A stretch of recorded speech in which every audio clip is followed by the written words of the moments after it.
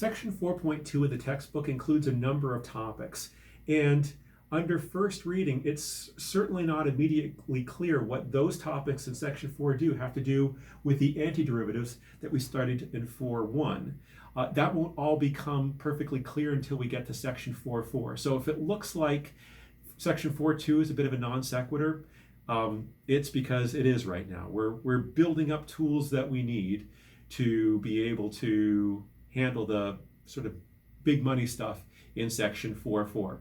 So let's go back to the first of those tools, which is sigma notation. Sigma notation is a notation that we use to describe repeated addition. So let me show you, this is the capital letter sigma.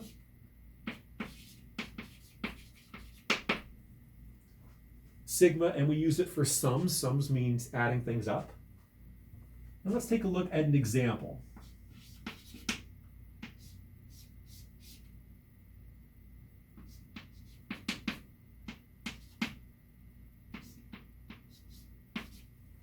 Take a moment and write that down, and then I will talk about what that means. This says we're going to add 5 things up. The first one where k equals 1, then k equals 2, then k equals 3, then k equals 4, then k equals 5. So let me just write those down here. You don't have to put them in your notes. 1, 2, 3, 4, 5. These are the values of k. They're not the things that we're adding up. I just want to tell you what the value of k is that we're adding. What we're going to actually add up according to this expression is k squared. So 1 squared is 1, 2 squared is 4, 3 squared is 9, 4 squared is 16, and 5 squared is 25. And when we see this sigma, k goes from 1 to 5. That tells us what values k takes. What we're going to do is take k, plug it into this expression, 1, 4, 9, 16, 25, and add all these things up. So this is just shorthand notation for that sum with 5 terms in it. And we can go ahead and add this up if we want. 1 plus 4 is 5, plus 9 is 14, plus 16 is 30, plus 25 is 55.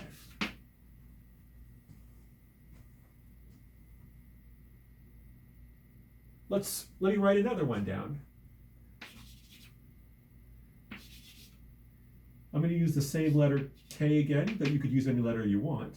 K goes from 3 to 5, 2 to the k.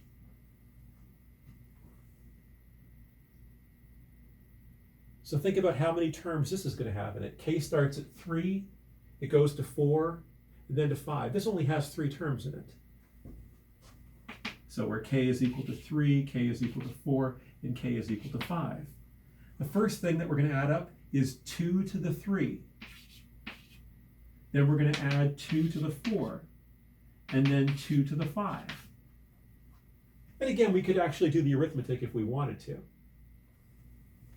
2 to the 3 is 2 times 2 times 2, that's 8. 2 to the 4 is going to be 8 times 2, or 16. 2 to the 5 is going to be 16 times 2, or 32.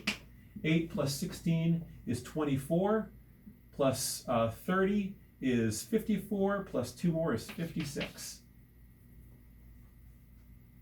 Does that make sense? So why don't you go ahead and write out this? Let me use a different variable this time. Because the variable doesn't matter.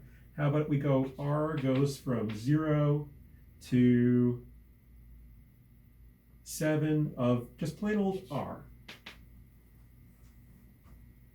Take a moment, pause the video, write out what you're adding up, and then if you want, you can add it up.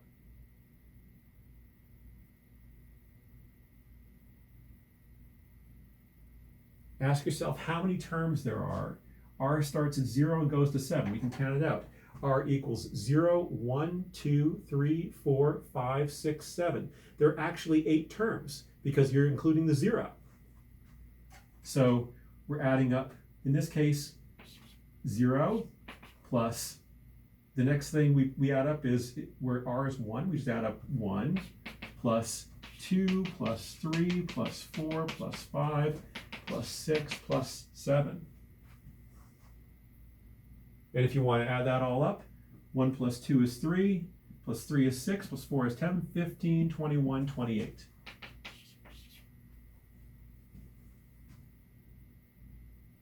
Okay.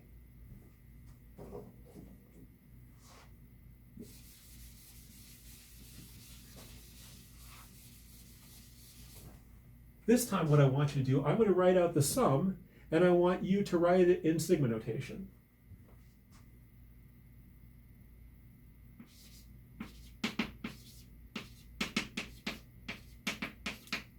Oops.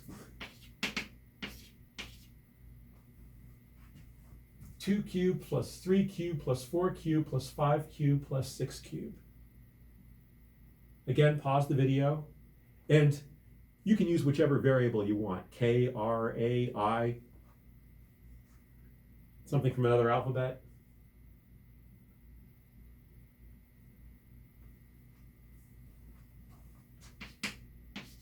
So one way to do this, we're going to start off with our variable. I'll call it K, but you can call it whatever you want. K goes from 2 all the way up to 6.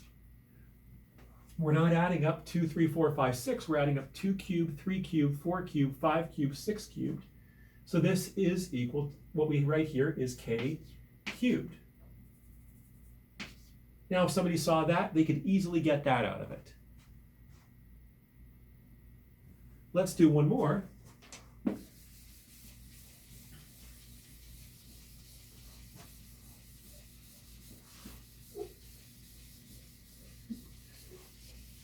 This one's going to be a little trickier. And if you think there's something that I haven't told you that you need to know to be able to do it, think again.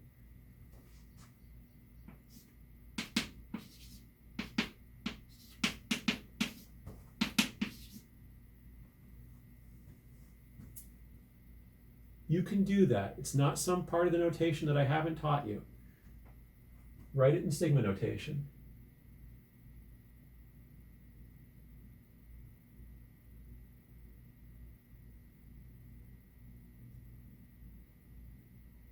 Okay. I'm going to assume you can pause the video as long as you want to think about it if you want. So there are 1, 2, 3, 4, 5 terms. So you want to make sure that when you write out your sigma notation, assuming say K is your variable, that there are going to be 5 terms. Let me show you one way of doing this. K goes from 1 to 5. So what we're doing, of course, is adding up the first 5 odd numbers. K goes from 1 to 5. I'm looking for an expression when K equals 1, I want it to equal 1. When K equals 2, I want it to equal 3. When K equals 3, I want it to equal 5. I want it to go up by 2 every time, starting at 1. So how about 2 times K minus 1? You can see what happens. When K equals 1, you have 2 times 1 minus 1. That's 1. Plus, when K equals 2, you have 2 times 2 minus 1. That's 3. When K equals 3, you have 2 times 3 minus 1. That's 5. And so on. 7 and 2 times 5 minus 1, 9. That is that. So we didn't need anything fancy to be able to do that. All we needed to think about was what expression made sense here. Now I don't want you to think there's just one way of writing this in sigma notation. Certainly you realize that if I'd replaced the K there and the K there with another letter, A, R, as long as I replaced them both, I'd have exactly the same expression. But there's also other ways I could have done this. I could have written this as, say, the sum as K goes from 0 to 4, 0, 1, 2, 3, 4, that's still 5 terms.